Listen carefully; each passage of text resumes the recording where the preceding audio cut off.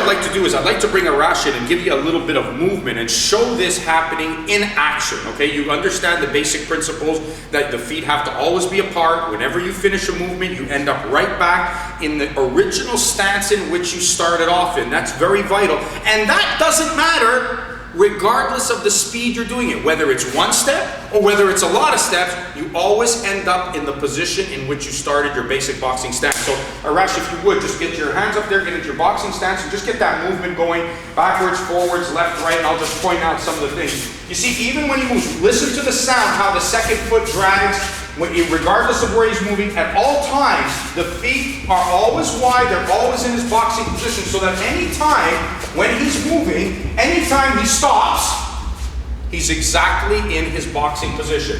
Hands are up, good balance, pressure is on the front part, ball of his foot. That is perfect. And it doesn't matter if he does only one step, if he just does a couple of steps, or if he does a lot of movement and puts them all together. At any time he stops, he's in his boxing position. That is a really important thing. And the other thing I'd like to make sure to stress on that, if you can't get a fighter to do it right when no one's hitting him, when he's in the ring shadow boxing and he makes mistakes, guaranteed he'll make mistakes when someone's throwing punches at him.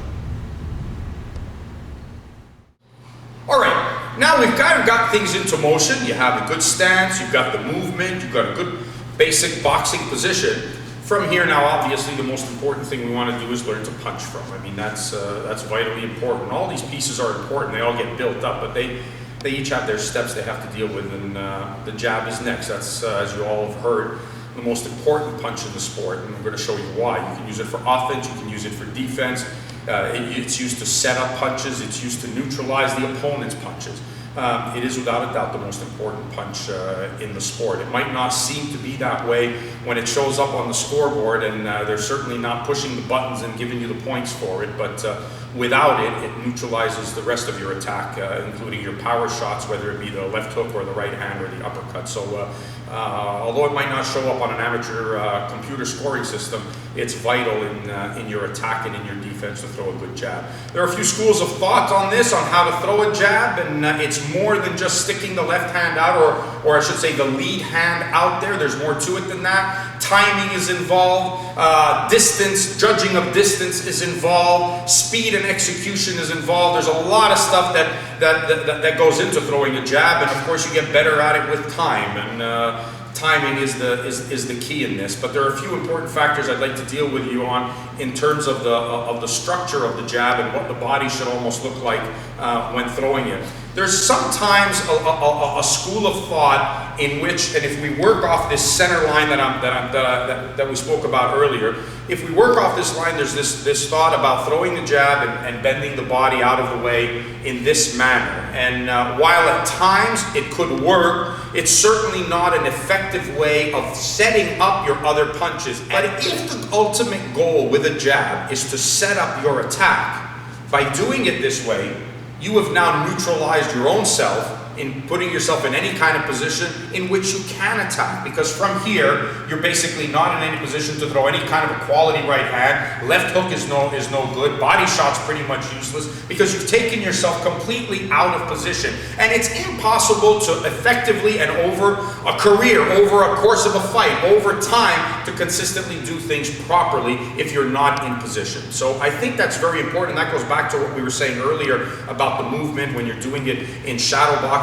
If you can't do it perfectly, and I mean perfectly, when no one's in the ring with you, when you're shadow boxing, how are you going to be able to do it even half close to perfect with somebody that's throwing punches at you? So that applies to the jab as well. So what I like to do with the jab, and I think you'll find that if you study any great fighters of the past, whether it be pro or amateur, as to how they throw the jab, I think you'll find certain things, certain elements that apply to everybody. One of those elements is, there's no doubt about it, the front foot, like we spoke of earlier, must be in front of your head. It's impossible to throw a jab with your foot behind you and trying to reach your opponent with a long, straight punch like a jab. There's just no support for you. You will have absolutely no balance. So the foot must be there. The foot must be there.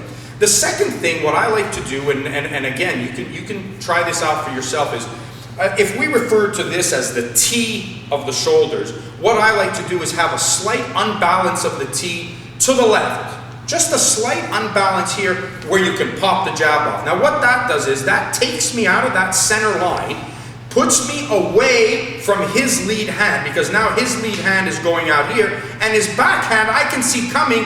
I'm going outside of that, which will go here. In the event that I have to roll under a punch, I can do that as well, because I'm still in a position where I can move my head, I can even roll back with the shot and take the effect of the punch off of it in the event that my timing was bad on throwing the jab. So I like to kind of have a little bit of unbalance of the tee, pop over and snap the jab out, pop over, snap the jab out. Now, we have to talk about the mechanics of throwing out that jab. And it starts with the kind of slight unbalance, like I said, of the shoulders going to the left or to your lead side.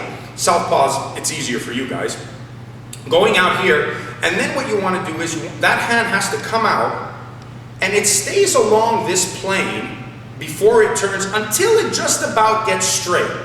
At that point is when the shoulder puts that little rotation and that little snap into the shot, and that's where it lands and it makes its way back. So it kind of comes out and snaps right at the last minute where it just turns over and pops, and as you can see, it goes out, and I'll do it from the side view, it goes out and travels back along the same plane.